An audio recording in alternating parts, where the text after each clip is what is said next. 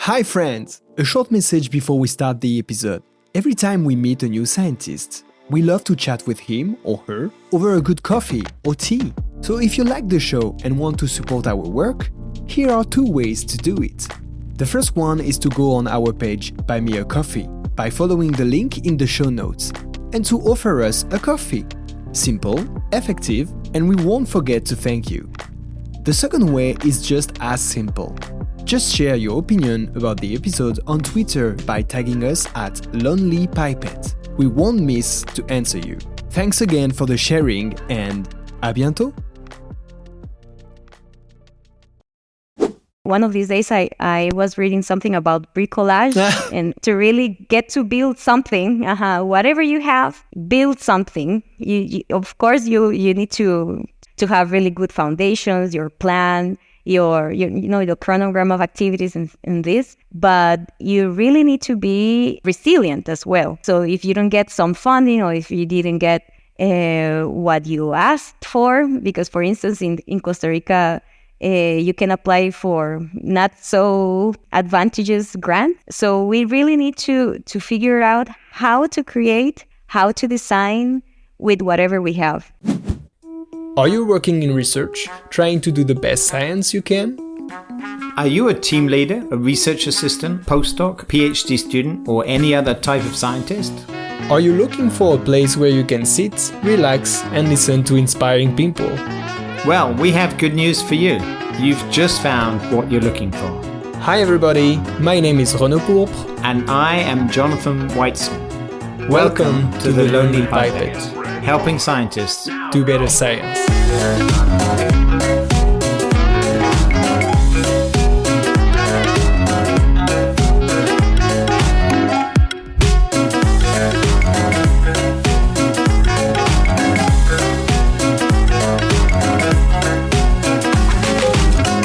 My name is Alicia Rojas. I am a microbiologist working at the University of Costa Rica, and I feel very honored to share my tips with the Lonely Pipette.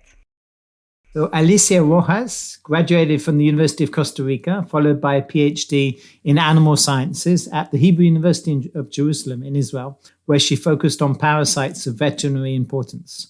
She did postdoc research in the lab of Netta Regev-Rudsky at the Weizmann Institute of Science in Israel, studying host pathogen interactions of the human malaria parasite. She then returned to Costa Rica to the Faculty of Microbiology and the Research Center for Tropical Diseases. Her lab studies the epidemiology, phylogeography, and host pathogen interactions of parasitic worms of human and veterinary importance from a One Health perspective. Alicia teaches medical parasitology to undergraduate microbiology students and collaborates in programs of community welfare. She was awarded the Odile Prize for Young Parasitologists in 2020 and the Anneke Levect-Senger Award in 2022 for women scientists in the Americas. Alicia, thanks for coming to share your tips with the Lonely Pipette. Thank you very much for the invitation. I am very glad to be here. Thank you, Alicia. I have to start this episode by saying that we were a bit biased because my girlfriend with who I'm living is from Costa Rica, and when I traveled there, I realized how much inspiring the research there could be. So I asked if I could get in touch with some people. So I got in touch with Carlos Chacon Diaz, and he said that he really wanted you to be on the podcast. And when we saw your profile, we were like, okay, let's have Alicia. She looks really wonderful as a scientist with a brilliant career. So thank you again for being here with us. We see really researcher as hero, and we have a first question that is the origin story. So Alicia, could you tell us, if you can pick it, what was the spark that ignited your passion for a career in science? I think it really goes back to when I was a kid. When I was a kid, I was a very curious girl, but I had very different interests. So, for instance, I started playing piano when I was 7 years old, and simultaneously, I was a regular girl playing around. Not very outdoorsy, I must say, And I remember that I went once to a toy store with my mother, and I saw this curious machine, and it was a microscope. And I said, I need to have one, really. So I started I started saving up my allowance, and finally I got the microscope from the toy store. And I remember that this microscope had like a small suitcase, not suitcase, but a small bag. So I carried this bag with my microscope everywhere, like to the park, to the farm. My father used to have this very nice place in a rural area of Costa Rica. So I caught everything, bugs, leaves. And even though the microscope didn't have a lot of power, I don't know, I always realized that I could see beyond that. So I think that's where everything started, and also stimulated by my parents. My father is a vet, and my mother, she's a physical education teacher. So from both of them, I think I got different skills. So from my father, it was mostly the passion for animals and to research, because he's not like a typical vet. He's like more like a lab vet. And my mother, she's a super disciplined woman. So she taught me also that. And I think that both parts combined really led me to science. But it's very particular, because when I was in my last year of high school, I didn't know what to study. So in Costa Rica, there are 3 major universities. These are public ones. And into one, in the University of Costa Rica, I signed into microbiology, but I wasn't too convinced about this. In another one, the National University, I signed into piano, and I did my tests, the practical tests. But it turns out that I wasn't good enough, so this was an easy decision to discard. And then there was the Technological Institute of Costa Rica, and in there I signed into architecture. So I was accepted in architecture and in microbiology, but at the end I entered into microbiology, expecting the best. I didn't have any expectation, but at the end it turned out like I really liked it. But it wasn't, I mean, I was always curious. I liked science, but I also liked other things. But at the end, microbiology turned out very well. So if you hadn't chosen science, what do you think you would have become? Architect, pianist? Yes, I think I would have become some kind of like architect or interior design or these kind of things. I really like this part of designing, of creating, of making things better. And I think that I would have gone into those fields. Okay, so a piano playing architect. Yes, with the piano, I think that the life would have taught me that I'm not so good. Like, I really like it. I'm really passionate, but you need the time to become skillful. Yeah, I still play. Mm-hmm. And during your career, have there been times when you thought about leaving science? There are some times, how it is in science, that things don't turn out the way that you expect, or experiments don't work, or your ideas have already been proven, and so on and so forth. So what kept you going? So I think that kept me going is like the pursuit of looking for some other new ideas, or in the field of parasitology, there are so many parasites that you can research. So if something has already been discovered into one parasite, so you can move to the other one and continue. So I also work on an apicomplexer. On a parasite. And so I read that there are 6,000 species of apicomplexer that have been described. But the prediction is there may be up to 1 million different species. Imagine, yes. And the same happens with helminths. Imagine, this is only for apicomplexer, which is a very specific group of parasites. But if we take into account helminths, which are nematodes, trematodes, cestodes, there are thousands to be discovered. Wow. So we wanted to talk with you about different aspects of your career. The first of all is you went outside of Costa Rica to do your PhD, right?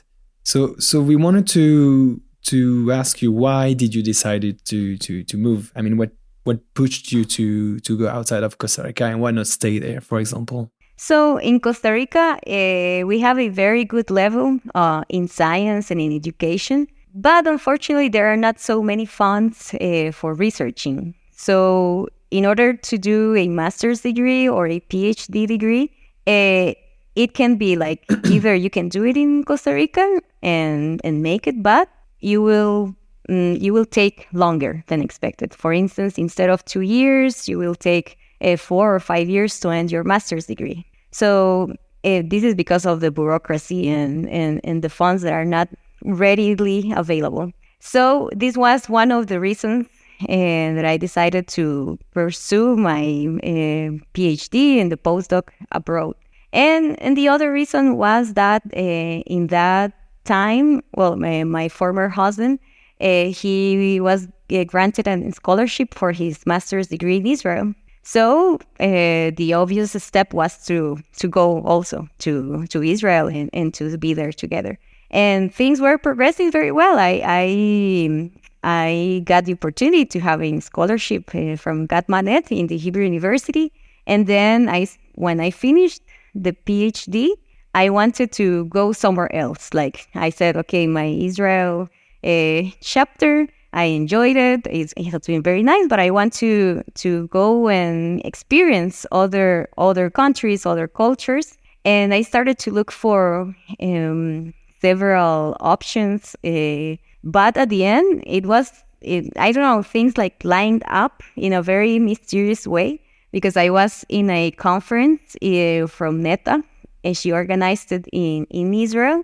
And I didn't know her, but I knew her team because her students always gave like the most amazing talks.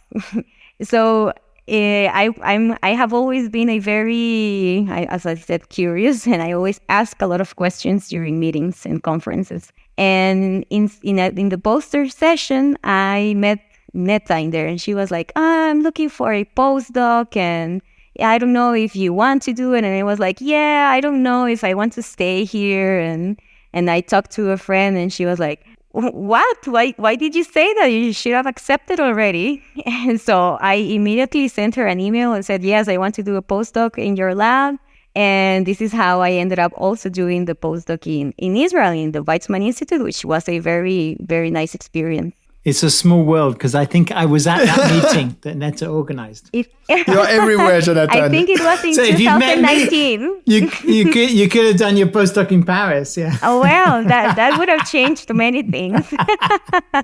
Yes, that was in 2019, if I recall. Yeah.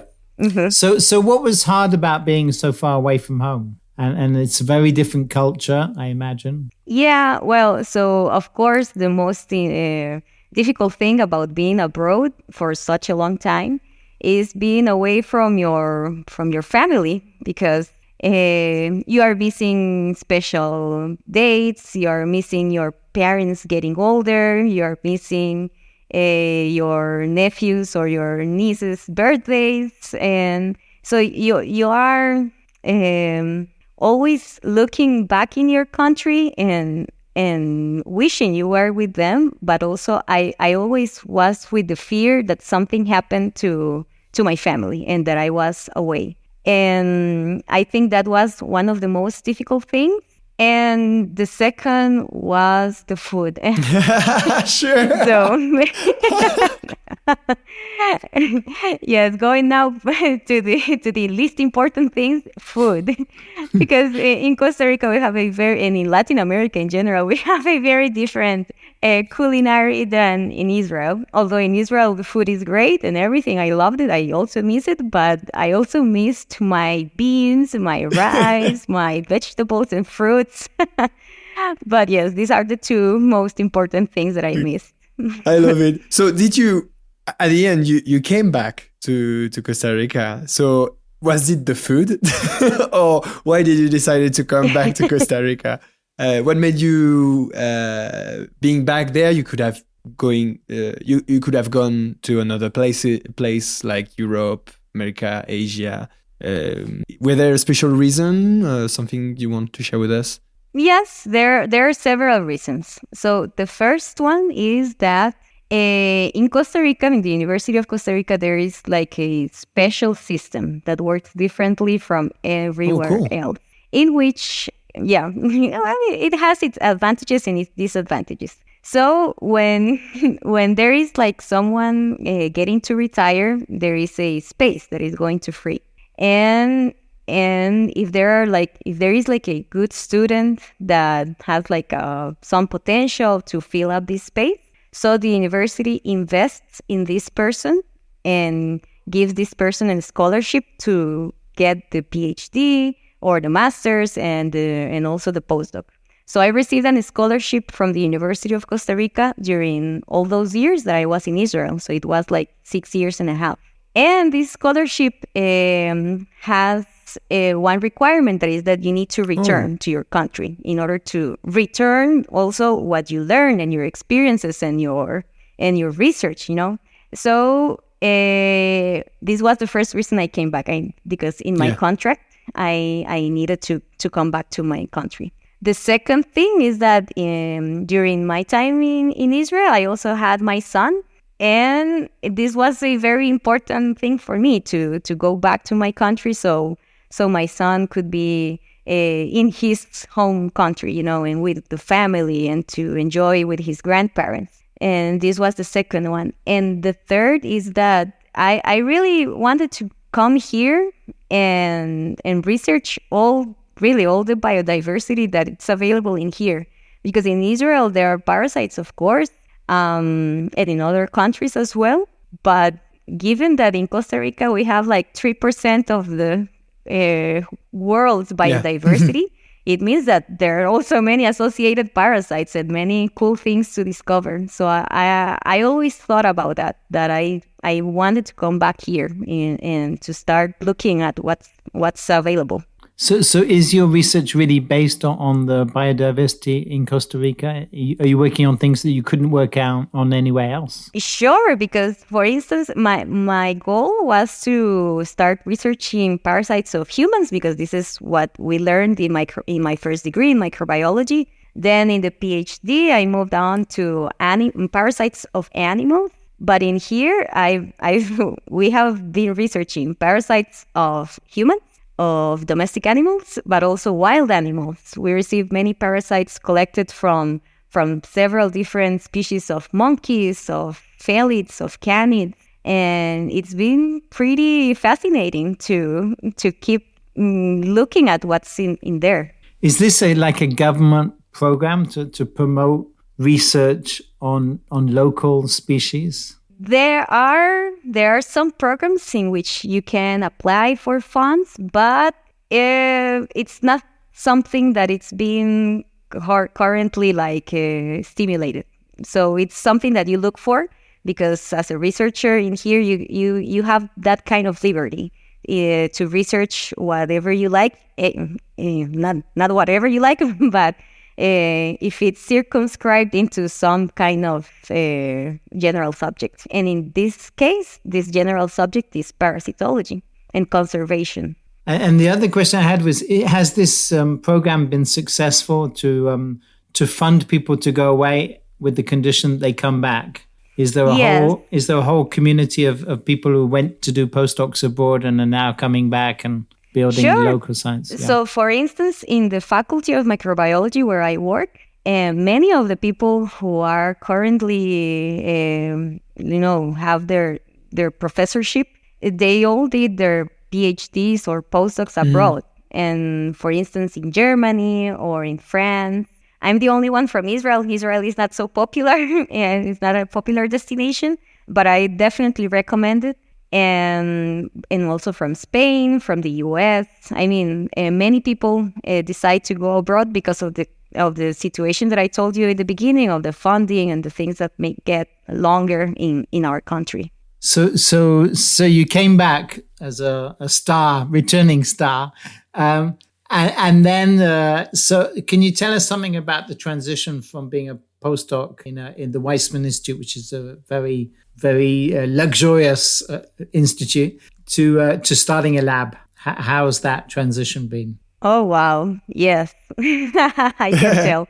Yeah, and also I can tell because of two reasons. The first one, as you are saying, the Weizmann it's like has almost unlimited resources. Of course, it's everything because of the grant writing of the PIs and all that. But as a postdoc or a student, you see these places that are beautiful. Everything works smoothly. You have all reagents. Like 1 or 2 days after you order them.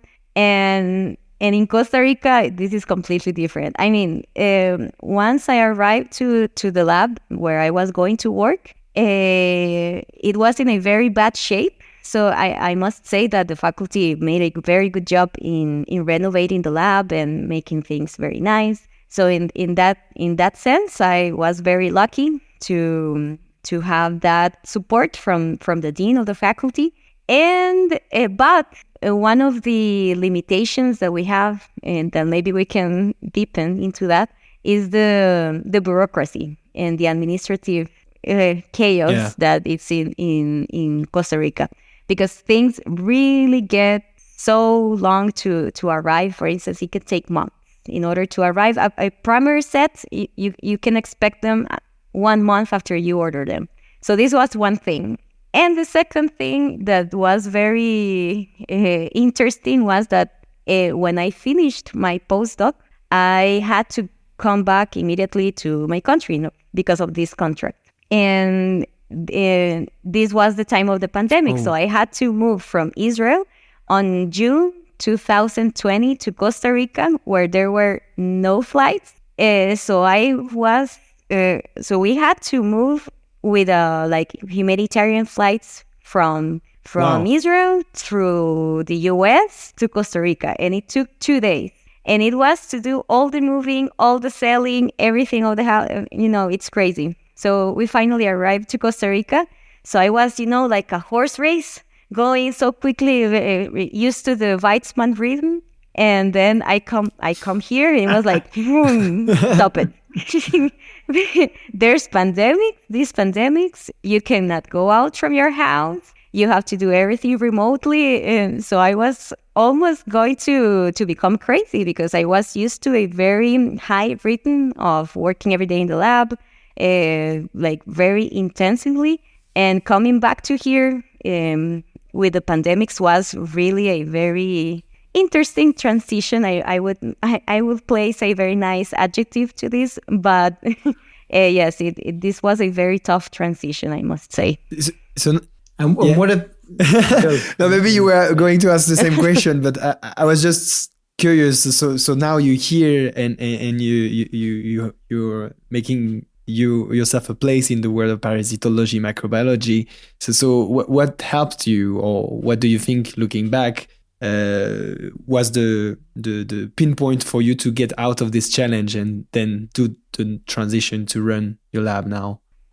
So being in this scenario that it was very hard to start, I think that what really helped me was to see that there was like a very good potential in the place. I already during that time, I started to like crazy, like talking to everyone I knew, like all vets, because without the vets, I wouldn't exist. Okay. my research wouldn't exist.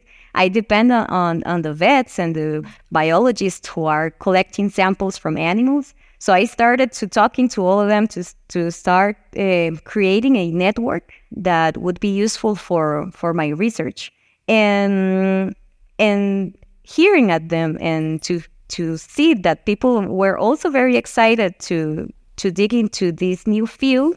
I think that helped me to realize that it was a very promising place, that indeed it was a very good country to be in. And I also started to applying for funds. I started to write manuscripts. I started recruiting students as well. And so those 6 months of after July 2020 were very intensely like computer work, networking, recruiting, writing. And for the next year in 2021, I received one of the grants I applied, so it was very good to start with, and so I started to recruit more students. And I think that was a very good start.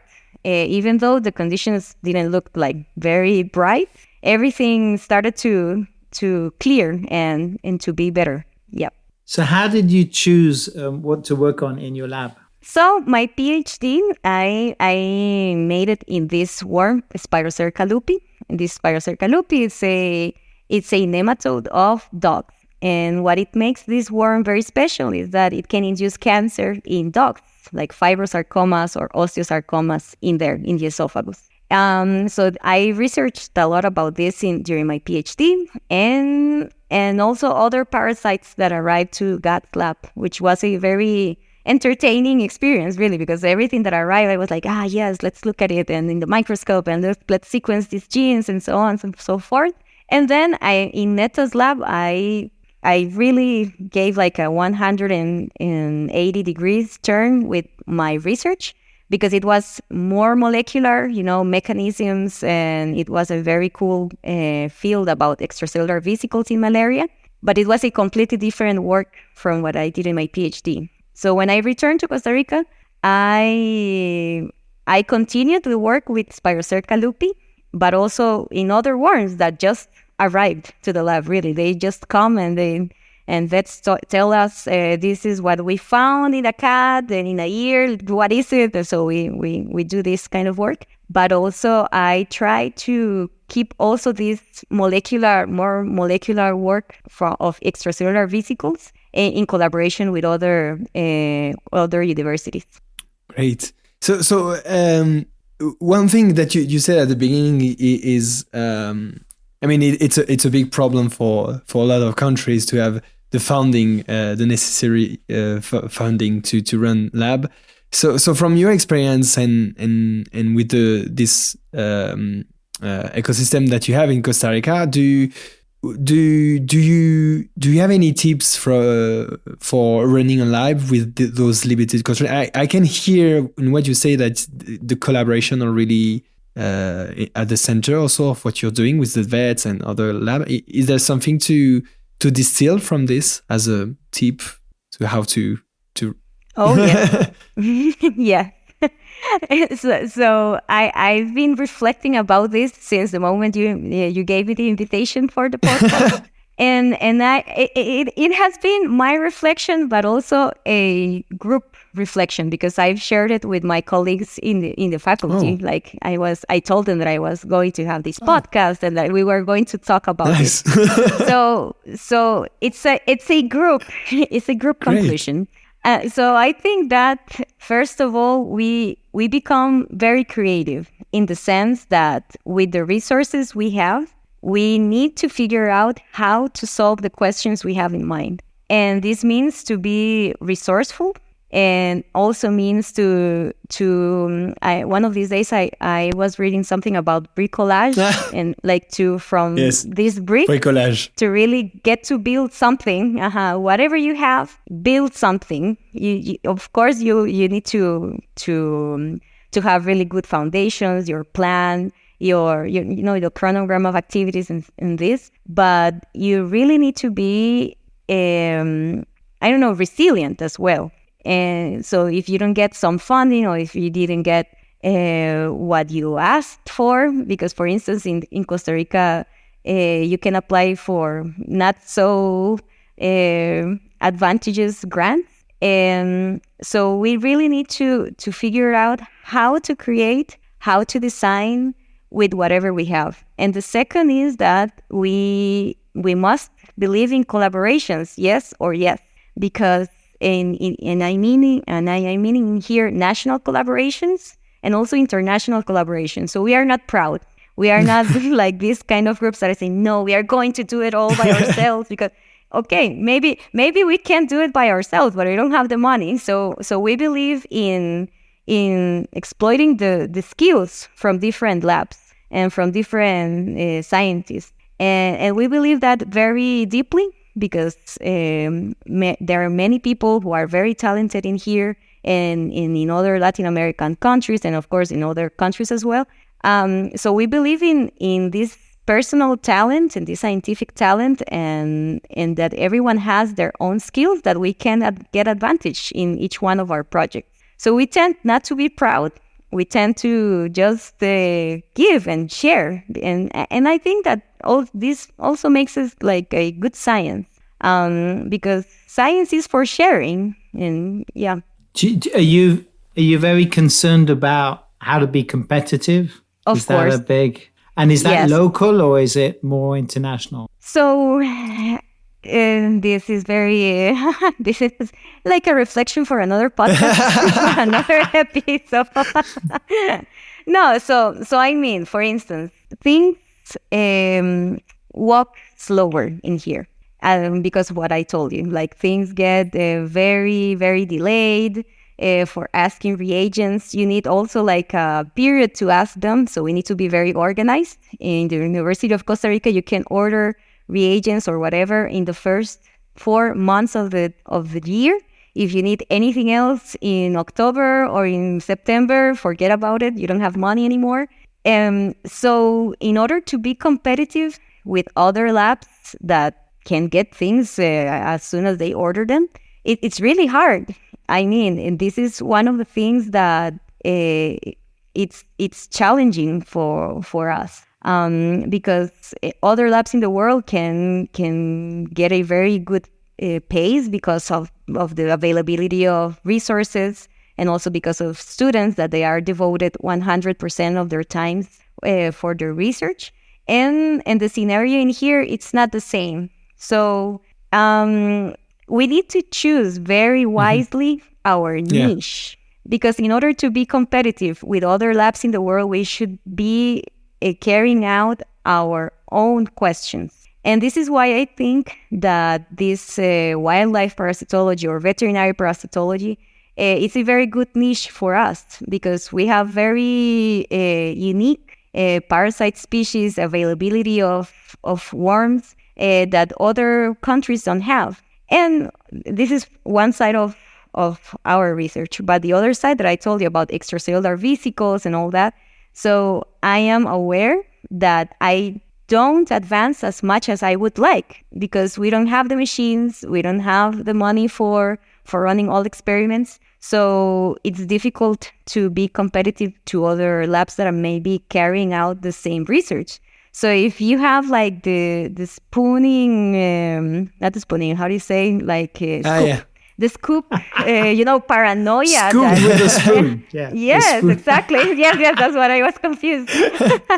So if you regularly have the paranoia of scooping in a normal lab in Europe or in the US, in here it's 10 times larger if you are working in a subject that it's you're competing against, I put it in quotes, against someone over there. Do you find this hard when you go to international meetings, saying that are you proud that you come from Costa Rica, or do you find people, because I think Maria Elena once said that when she came from Mexico to Paris, people were like, oh, there's no science in Mexico. And actually there is very good science in Mexico, but just people are not so aware. Mm-hmm.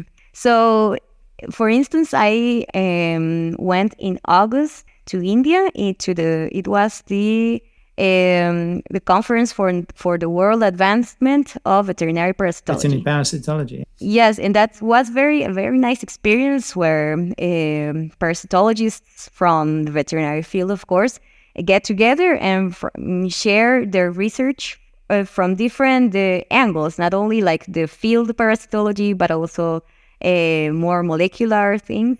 And I was really glad to see that the research we carry in our lab is very competitive and is really good.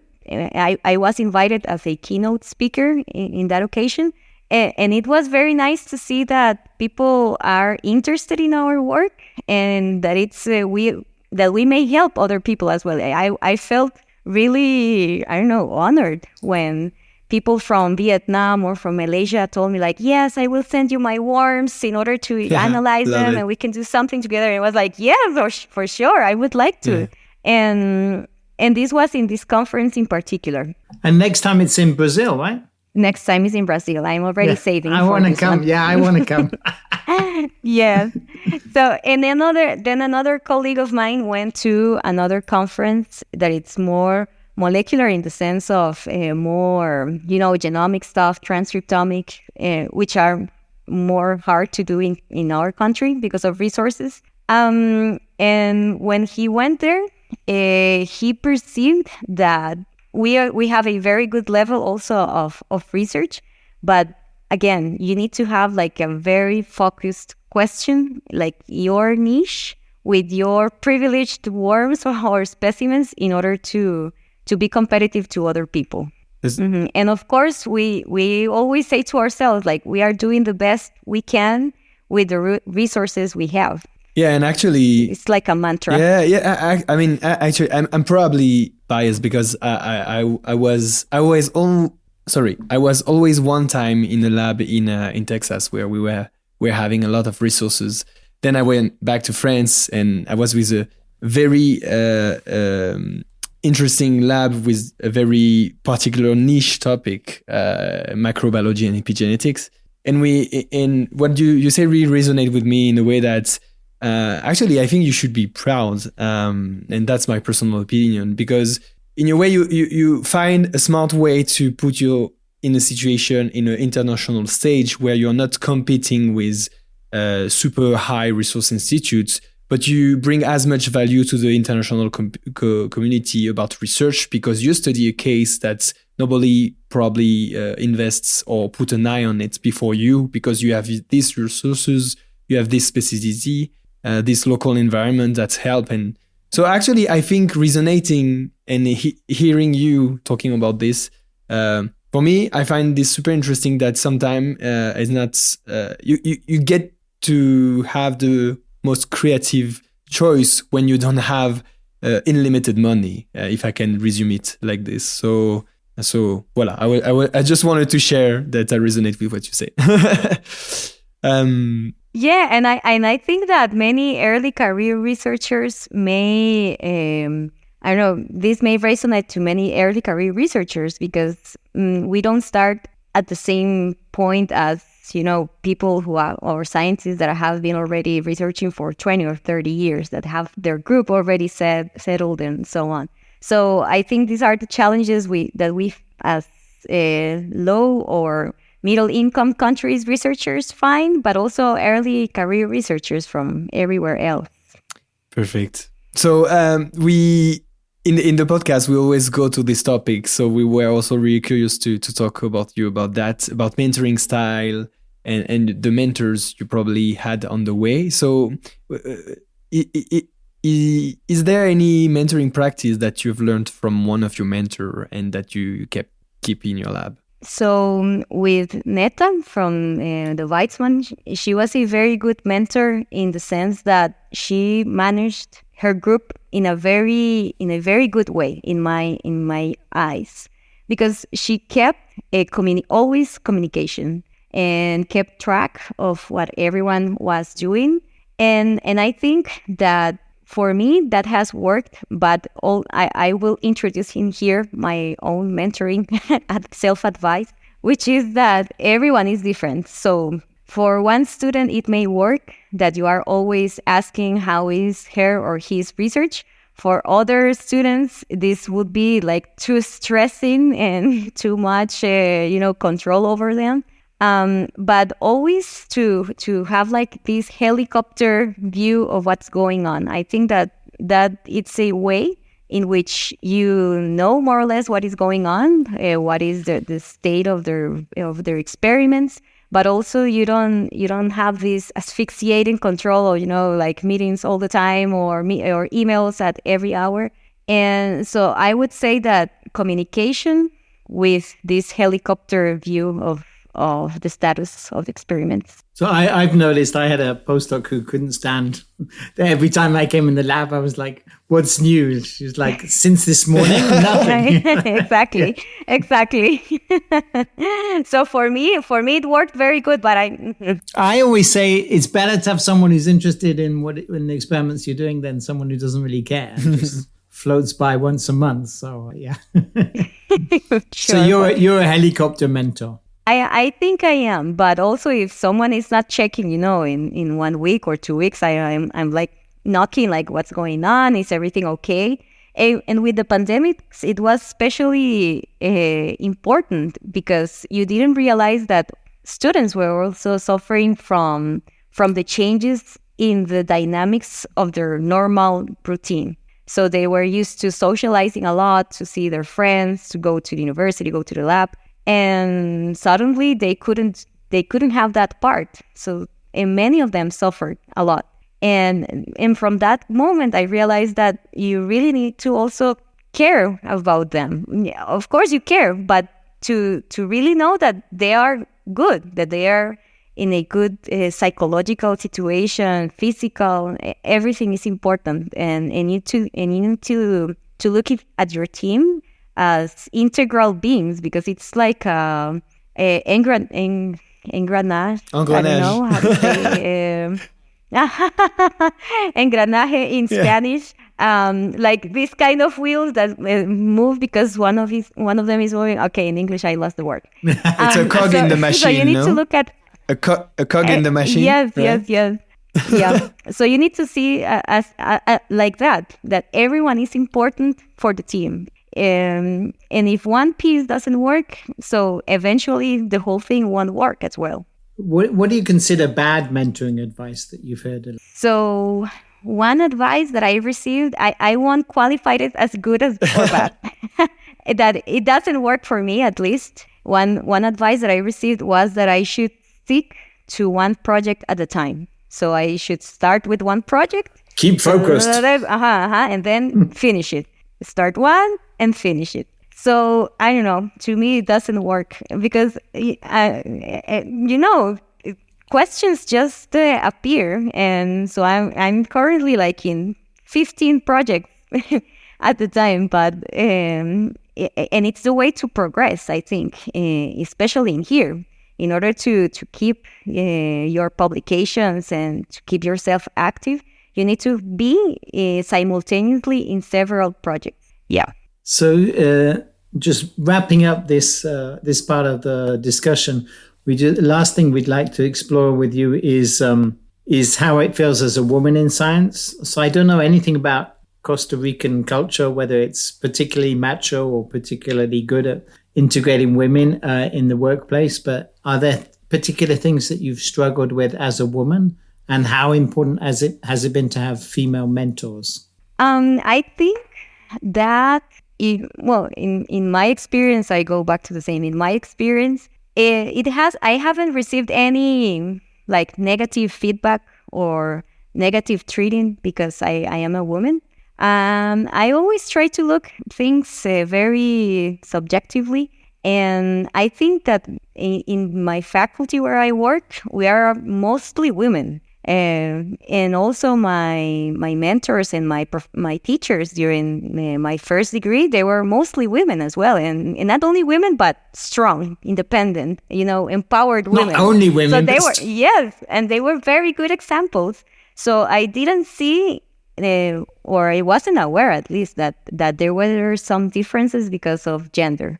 And then maybe I can see that there are some challenges of being women, which is, of course, maternity. And in my case, having my son during the PhD, where it was more challenging because, kids get bacteria and viruses and everything and worms from their worms. No, he has got he has got some worms. But meat worms. Yes. Well, so they get sick a lot, and you have to be like constantly. But that's good samples, no? Yes, they were good samples from one test. Like a couple of years ago, they were good samples for our students. I won't say any more details. Maybe my son will be embarrassed by this in some years. Well, so having female mentors was also very positive to see that you could make it, that I can make it as a woman with the challenges of having a son, to run a house and to be independent. Of course, you can make it as anyone else. But I am aware that in other fields, it's more difficult to overcome these obstacles. and that there is not such a large women representation among, for instance, in engineering or in math or in informatics. But in my field, in microbiology, we don't have, at least what I have seen, we don't have this bias. Fantastic. Great. So we'll wrap up the first part. And after a short break, we'll come back to hear more about Alicia out of the lab. Hey folks, don't run away. You're listening to The Lonely Pipette with Renaud Pourpre and Jonathan Weizmann, where our goal is to help scientists do better science. If you're enjoying the show and you want to learn more, you can follow us on Twitter at Lonely Pipette. And please share the podcast with your friends. If you don't want to miss any of our future episodes, you can subscribe to our mailing list and join our community. Click on the subscription link on our Twitter account. It's as simple as that. Take a few moments to get more tips from the Lonely Pipette. Welcome back. You're listening to the Lonely Pipette with Alicia Rojas. I hope I got that. And so we heard about your voyages around the world and about how you came back and set up your lab and used parasites from your child. We're wondering. So we went a bit more personal. Do you have a morning routine? Like how does the day start for Alicia? So my day starts at 5 a.m. and because I wake up very early and my son and I get ready. I take him to school. Then I work out, and then I have breakfast, and then my day starts around 8 a.m. Wow! Until when the rest of us are getting up. Yes, I am a definitely morning person, but my day stops at 3:30 when I go to pick him up from school. Then science stops. Okay. Because when I'm with him, I try not to touch anything from the lab. If an email comes to my cell, I try not to look at it and to look at it when he's already sleeping. Good for you. Good for you. We were talking to David Fagenbaum. He said he has to be home at 7:30, and if he gets home at 7:31, his daughter says it's 7:31. Yeah, so everyone you're has very their own strict. routine. So 3:30, it's over. Yes, 3:30 I finish. Of course, at 3 p.m. I'm in my computer trying to finish everything that I haven't been able to finish. But at 3:30 I close everything and I pick him up. And is that very typical to get up at 5 and finish work early? Actually, yes, especially to wake up very early because most schools start at 7 a.m. and also the sun rises at 5:15. Okay, so at 5 it's light already? Yeah, yes, there's light. So it's typical to start very early. I'm just very curious because and maybe you felt it too. When I put myself a really time-limited constraint, I find myself mostly more productive. So do you think that setting these time limits, because also of your life and family, has helped you to just try to achieve more a little bit in the day and just detach better to better connect the next day? How do you feel about that? So Google Calendar has been my ally from the past 5 years because really I start blocking my days for specific tasks and everything is set in there from 8 until 3:30. There are some days in which I can work longer, until 5 or 6, so I can place more things during the day. But definitely, yes, if I know that I need to finish at 3:30, I finish. If I didn't finish, that's my problem for tomorrow, but my day has finished in there. Yes. Great. What is do you think, the most adventurous thing you ever done in your life for your career, and would you do it again? The most adventurous thing I have done for my career. That's a tough one. We enter in this part where we get the answer can be shorter, but the questions are tougher. Well, maybe I think that the most adventurous thing I did was to go to Israel, to this very, in particular place. Everyone has its own concept of the country.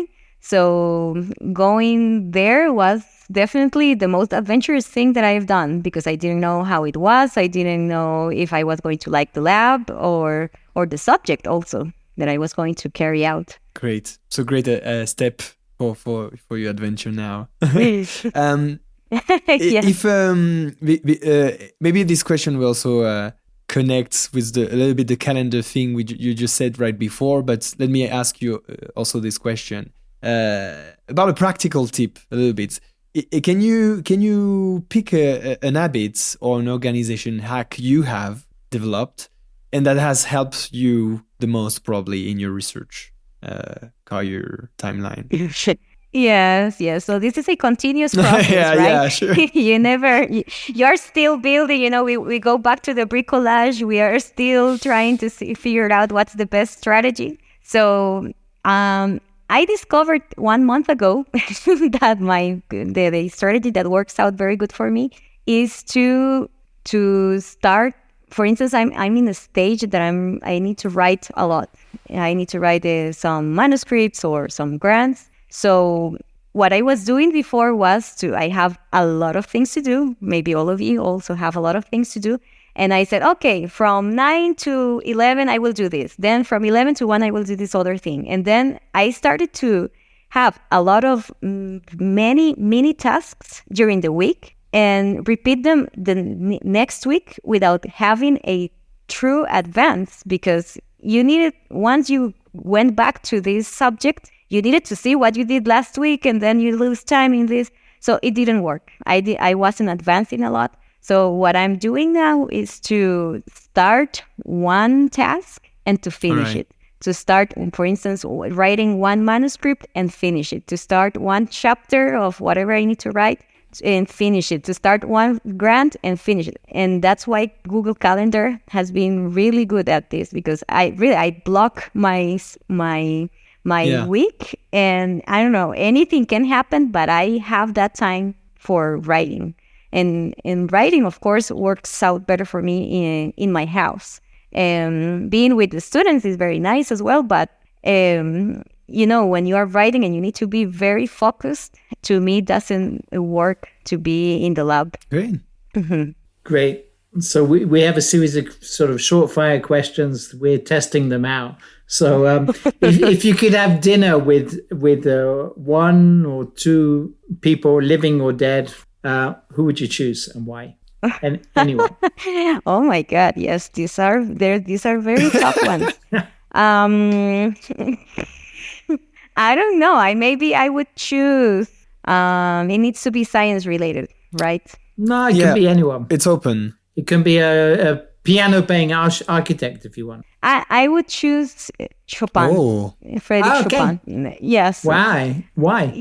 Because he was very. I have read like a couple of biographies, and he seemed like so particular, so interesting, so I don't know, stormed. I don't know. He was really like a genius in his field, and I would really like to have a chat with him, and to see his vision of the world. Great, cool. Thank you. Yeah. So I don't know I don't remember now the currency of Costa Rica. I think it's corones, something like that. Your currency, right? Yes. But let's forget about this, because let's try to have one currency that everybody can relate to. We have a question about that. Like, if you had $100 million, let's say, to spend in science, how would you spend them? But you cannot spend them in an experiment. Mm-hmm. So I would spend them in going to all these communities in Latin America or in Africa that are very how do you say, like very sick of these tropical neglected diseases. These communities really need a lot of building, a lot of support in terms of treatments, in diagnostics, but mostly in their infrastructure. So I would spend most of the budget I have into helping them into build their houses, the villages in a way that is sustainable, that is that respects their culture and their beliefs and their vision of the world, but also that enables them to have a better quality of life. Is this happening in Costa Rica? Yes. Yeah. There are some indigenous communities that are suffering a lot from this. And in the lab, one of my colleagues, Alberto Solano, is running, and Javier Mora, they are running a project or like social action project in which students are also involved into preventing and diagnosing and treating parasites of indigenous communities, especially children. Yeah.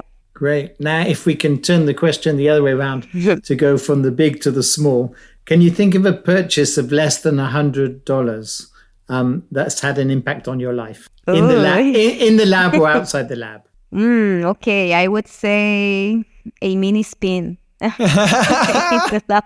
changed my life. For DNA How long did it take to get delivered? Like 2 months. So the but it changed my life. So the mini spin is a small centrifuge. You can just clap and this is going exactly. on, right? Okay. That's super satisfying as an object. Sometimes it's just to take out the tension. Yeah, I love it. Great. Do you have a sentence written on the door of your lab? And if you don't, what would it be? Something that sums up the Rojas lab. No, and actually, it's not my lab. It's like a lab shared by 3 people. Okay. It's Alberto and Javier. Yeah. Okay. So a sentence we have in the lab, I don't know, like maybe the fantastic world of parasites. I don't know. That's the name of our WhatsApp group with the students. I'm curious about what you said right before. So you share a lab with 3 other lab leader. How does that work? Yes, it's a very particular design of labs because in the faculty we are divided by disciplines. So there is the lab of entomology, of protozoology, virology, bacteriology, and so on. And we are the lab of helminthology. So we are 3 people in our lab. It's Alberto Solano and Javier Mora. And we are the 3 of us are PIs. We have our students. We share a lab technician. We also share some students as well. And we share some projects, many projects actually, because we tend to be like combined. Each one of us has like a specialization of something. And we have been able to combine our skills in order to build a project. So it has been very cool. Were they there before you? Did that help the integration? Yeah. Yes. They were there when I arrived. So one of them, he studied in Germany. And the other one, he is a physician and also biologist. So he has a very cool perspective of parasites. And I come with the expertise, let's say like that, like molecular biology and genetics of worms. Great. Can you think, what advice would you give yourself if you were to meet yourself before you left on your travels? What advice would you give yourself? That everything comes at its right time. Yeah. Don't be impatient. Are you a little bit impatient? Yes. Do you define yourself as, yeah? Oh, yes. Yeah. I am very impatient because I want things finished. I want to start and finished as soon as possible.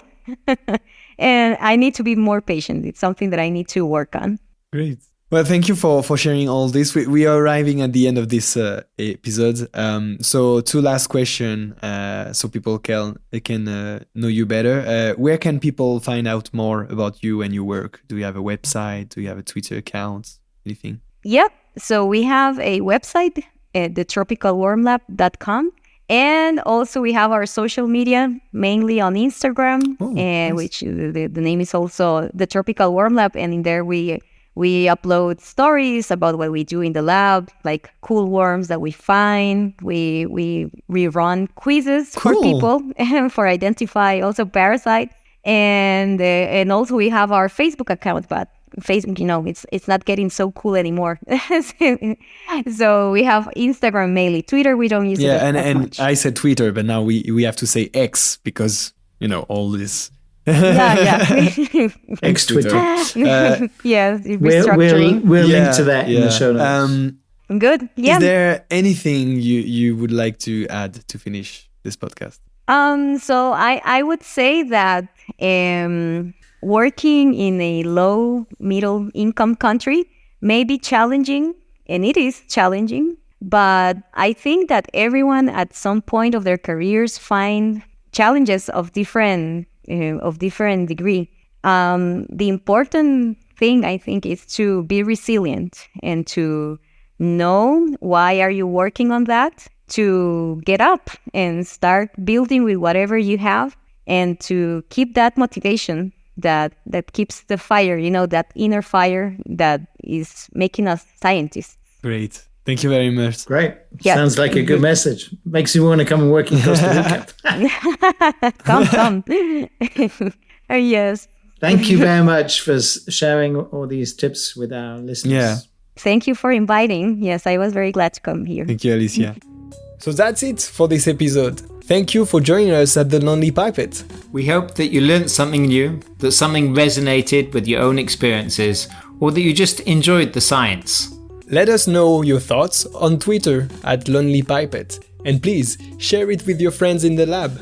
If you want to join our community, you can subscribe to the Lonely Pipette mailing list or mail us by following the link available on our Twitter profile. You will receive the next episodes directly in your mailbox. How cool is that? Stay tuned for the next show, and remember, you might feel like a lonely pipette, but it doesn't mean you're alone. Tips from the Lonely Pipette can help you to do better science. À bientôt! A bientôt!